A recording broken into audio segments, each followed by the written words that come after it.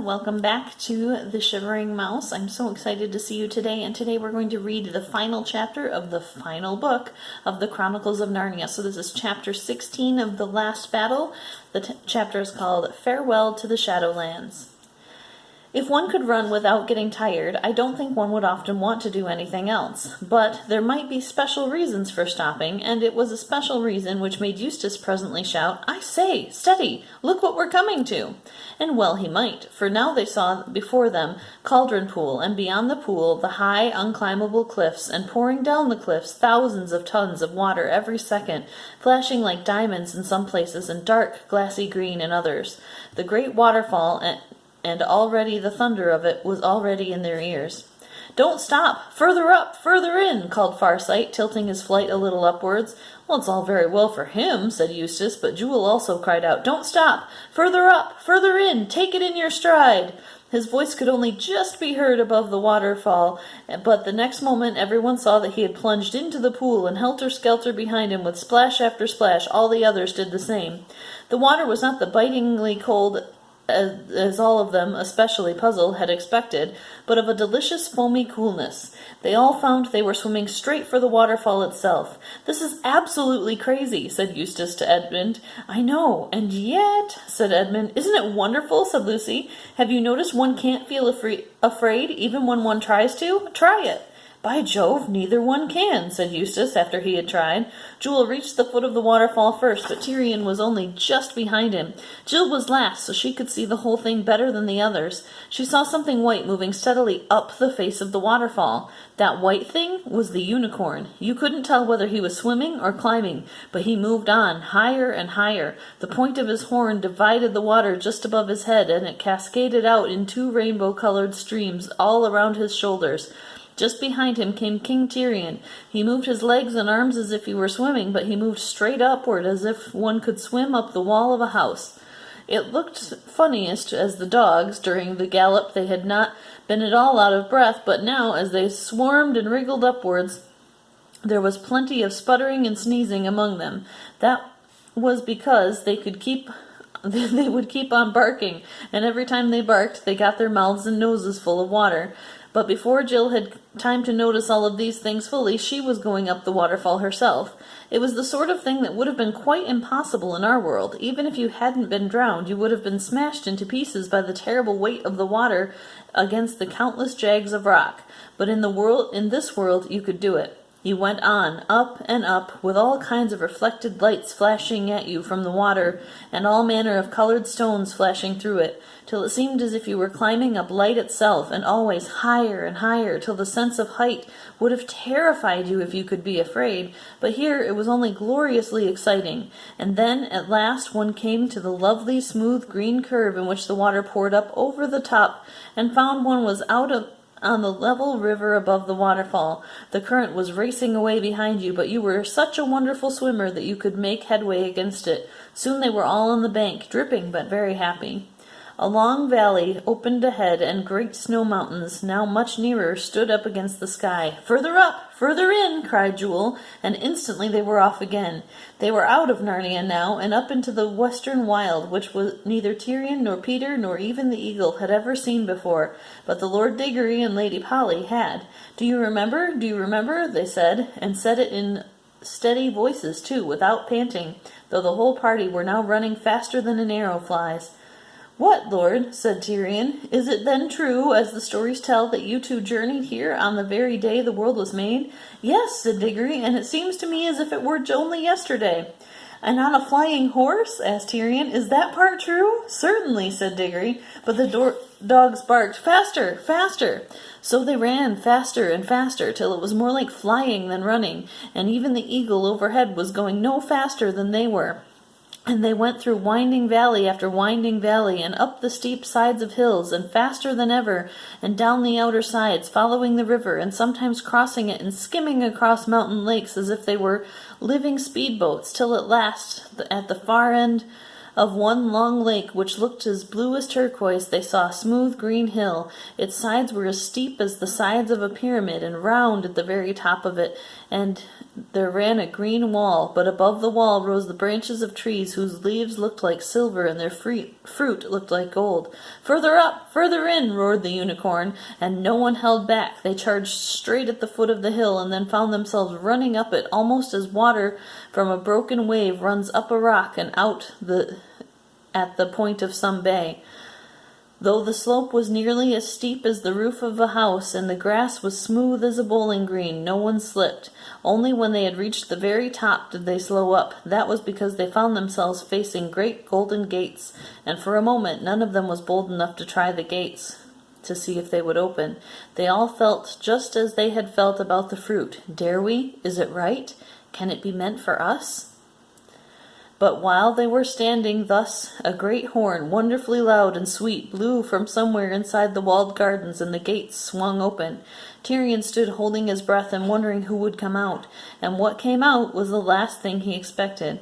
A little, sleek, bright-eyed talking mouse, with a red feather stuck in a circlet on its head, its left paw resting on a long sword. It bowed, a most beautiful bow, and said in its shrill voice, "Welcome, in the lion's name, in the lion's name, come further up, further in." When Tirian saw King Peter and King Edmund and Queen Lucy rush forward and kneel down and greet the mouse, and they all cried out, "Reepicheep!" And Tirian breathed fast with sheer wonder of it, for now he knew that he was looking at one of the greatest heroes of Narnia, Reepicheep the mouse, who had fought the great battle of Baruna, and afterwards sailed to the world's end with King Caspian the seafarer. But before he had had much time to think of it, he felt two strong arms thrown around him, and felt a bearded kiss on his cheeks, and heard a well-remembered voice saying, "What, lad, art thicker and taller since last I touched thee?" It was his own father, the good King Urlian, but not as Tirian had seen him last when they brought him home pale and wounded from his fight with a giant, nor even as Tirian remembered him from his later years when he was a grey-bearded warrior. This was his father, young and merry, as he could just remember him from his early days when he himself had been a little boy playing games with his father in the castle at Cair Paravel. Just before bedtime on summer evenings, the very smell of the bread and milk that he used to have for supper came back to him. Jewel thought to himself, "I will leave them to talk for a little, and then I will go and greet the good King Urlian. Many a bright apple has he given me when I was a colt." But the next moment he had something else to think of, for out of the gateway there came a horse so mighty and noble that even a unicorn might feel shy in its presence, a great winged horse. It looked a moment at Lord Diggory and Lady Polly, and neighed out, "What, cousins?" and they both shouted, "Fledge! Good old Fledge!" and rushed to kiss it. But by now the mouse was again urging them to come in, so all of them passed through the golden gates, and into the delicious smell that blew towards them out of the garden, and into the cool mixture of sunlight and shadow under the trees, walking on springy turf that was all dotted with white flowers. The very first thing which struck everyone was that the place was far larger than it had seemed outside, but no one had the time to think about that, for people were coming up to meet the newcomers from every direction. Everyone you'd ever heard of, if you knew the history of these countries, seemed to be there. There was Glimfeather the owl, and Puddleglum the marshwiggle, and King Rilian the disenchanted, and his mother, the Star's daughter, and his great-grandfather, Caspian himself. And close behind him were the Lord Drinian, and the Lord Byrne, and Trumpkin the dwarf, and Trufflehunter the good badger, with Glenstorm the centaur, and 100 other heroes of the great war of deliverance. And then from the other side came Cor, the king of Archenland, with King Lune his father, and his wife Queen Aravis, and the brave Prince Corin Thunderfist his brother, and Bree the horse, and Hwin the mare, and then, which was a wonder beyond all wonders to Tirian, there came from further in the past the 2 good beavers, and Tumnus the fawn, and there was greeting and kissing and handshaking, and old jokes revived. You've no idea how good an old joke sounds when you take it out again after a rest of 500 or 600 years. Goodness. And the whole company moved forward to the center of the orchard, and there where the phoenix sat in a tree, and looked down upon them all. And at the foot of the tree there were 2 thrones, and in these thrones in those 2 thrones a king and queen, so great and beautiful that everyone bowed down before them, and well they might, for these 2 were King Frank and Queen Helen, from whom all of the most ancient kings of Narnia and Archenland were descended. And Tirian felt as you would feel if you were brought before Adam and Eve in all their glory. About half an hour later, or it might have been a half of 100 years later, for time was not like time here, Lucy stood with her dear friend, her oldest Narnian friend, the Fawn Tumnus, looking down over the wall of the garden and seeing all of Narnia spread out below. But when you looked down, you found that this hill was much higher than you had thought, and it sank down with shining cliffs thousands of feet below them, and trees in that lower world looked no bigger than grains of green salt. Then she turned inward again and stood with her back to the wall and looked at the garden. "I see," she said at last thoughtfully. "I see now. This garden is like the stable. It's far bigger inside than it was outside."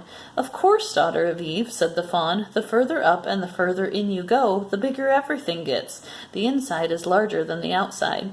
Lucy looked hard at the garden and saw that it was not really a garden at all, but a whole world with its own rivers and woods and sea and mountains. But they were not strange.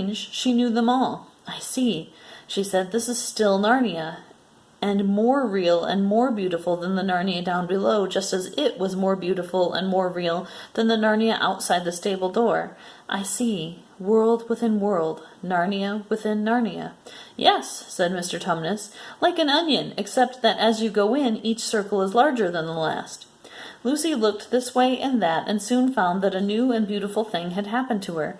Whatever she looked at, however far away it may be, once she had fixed her eyes steadily on it, became quite clear and close, as if she were looking through a telescope. She could see that whole southern desert, and beyond it the great city of Tashbaan to the eastward, where she could see Cair Paravel on the edge of the sea, and the very window of the room that had once been her own. And far out into the sea she could discover islands, island after island, to the end of the world, and beyond the end, the huge mountain which they had called Aslan's country. But now she saw that it was part of a great chain of mountain, which ringed down around the whole world, and in front of her it seemed to come quite close. Then she looked to her left and saw what she took to be a great bank of brightly colored cloud, cut off from them by a gap. But she looked harder and saw that it was not a cloud at all, but a real land. And when she had fixed her eyes on one particular spot, she at once cried out, "Peter! Edmund! Come look! Come quickly!" And they came and looked, for their eyes had become like hers. "Why," said Peter, "it's England. That's the house itself, Professor Kirk's old home in the country, where all of our adventures began." "I thought that house had been destroyed," said Edmund. "So it was," said the fawn, "but you are now looking at the England within England, the real England, just as this is the real Narnia, and in that inner England no good thing is destroyed." Suddenly they shifted their eyes to another spot, and Peter and Edmund and Lucy gasped with amazement and shouted out and began waving, for there they saw their own mother and father waving back at them across the great deep valley. It was like when you see people waving at you from the deck of a big ship when you are waiting on the quay to meet them. "How can we get at them?" said Lucy.